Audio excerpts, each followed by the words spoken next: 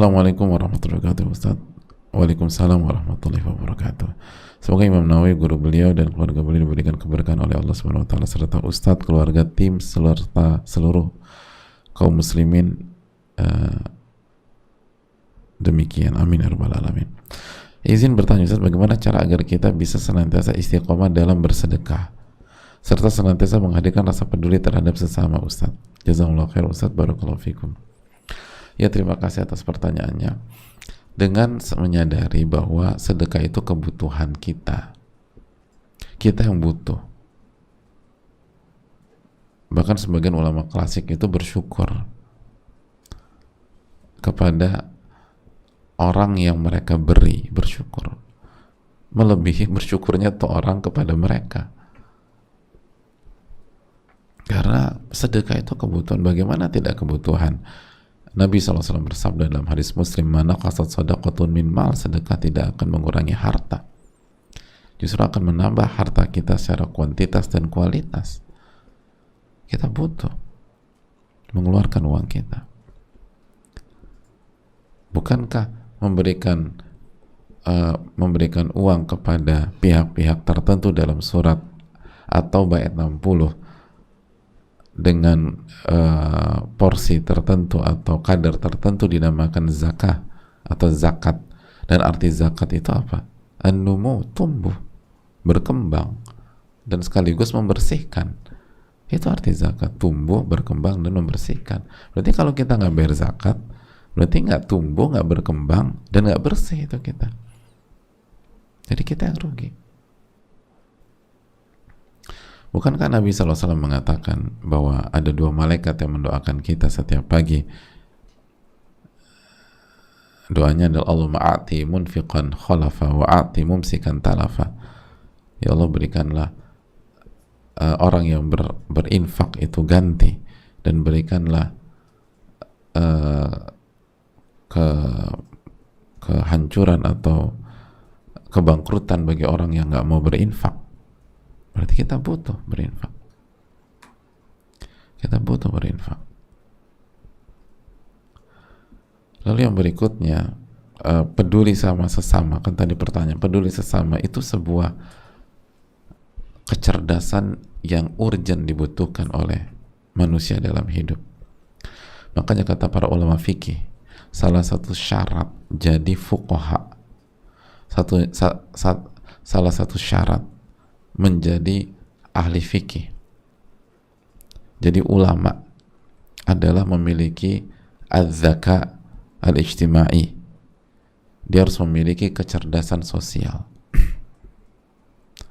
Salah satu syarat jadi ulama, salah satu syarat jadi fuqaha, pakar fikih, dia harus punya kecerdasan sosial. Kepekaan sosialnya terus kuat. Makanya orang-orang besar itu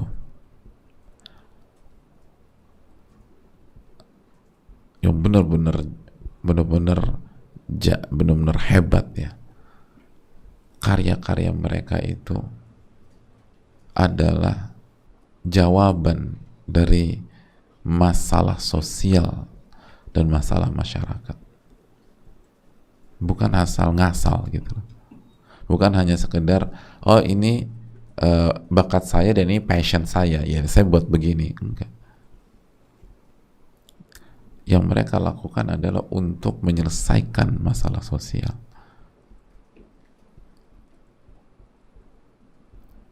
Lihat Rasulullah SAW. Kenapa beliau di Gua Hiro? Kenapa beliau tahannuth di Gua Hiro 1 bulan di Ramadan?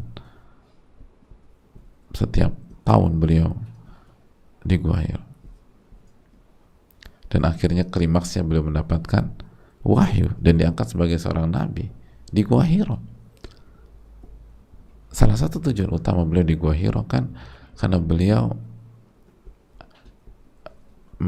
berpikir, merenungkan, bertafakur tentang masalah-masalah sosial pada saat itu. Dan di antara masalah sosial terbesar adalah bagaimana kaum mereka mensekutukan Allah, melakukan kesyirikan.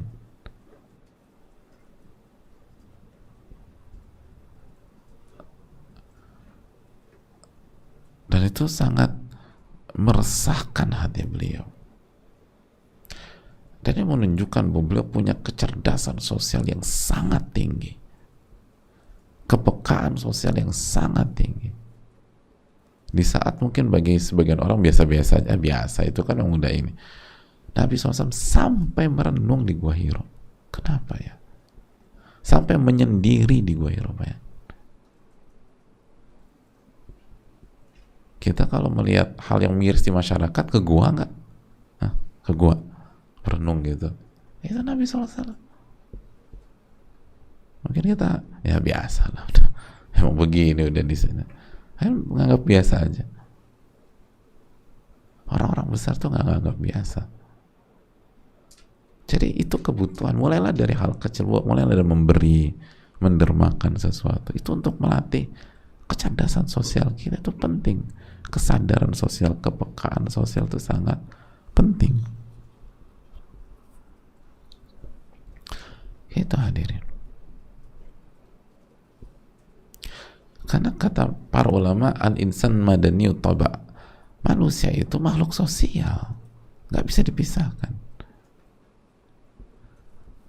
Jadi salah satu kunci sukses adalah kemampuan dalam membaca kondisi sosial, kemampuan dalam melihat, lalu kemampuan dalam menyelesaikan masalah-masalah tersebut.